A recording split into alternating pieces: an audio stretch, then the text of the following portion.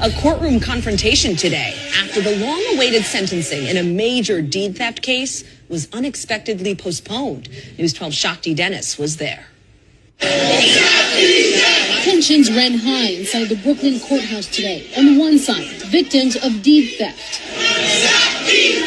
On the other, supporters of Sanford Solnit, a disbarred lawyer who was convicted back in June for stealing 11 Brooklyn properties through a fraudulent real estate scheme targeting mostly minority homeowners in financial distress. His sentencing was supposed to happen today, but last night, some victims learned that it had been postponed. Lawyers say Solnit hadn't met with probation because of the Jewish holidays. Still, some victims came to court anyway, only to find dozens of Solnit's supporters there too. He told me that I should not come today.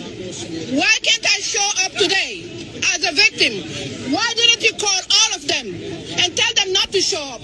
Inside the courtroom, the judge set a new sentencing date and allowed one victim who traveled from out of state to read an impact statement. He took away my property. He took away my choice.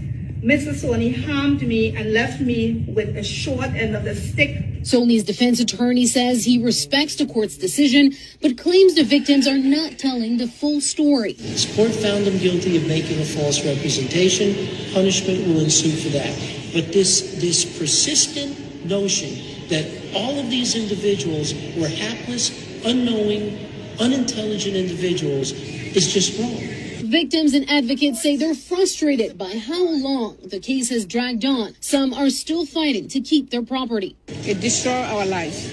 They took more than 13 years away from us. The new sentencing date is now set to November 12, and on that day, more victims are expected to address Solnit directly and tell him how this whole situation has impacted them.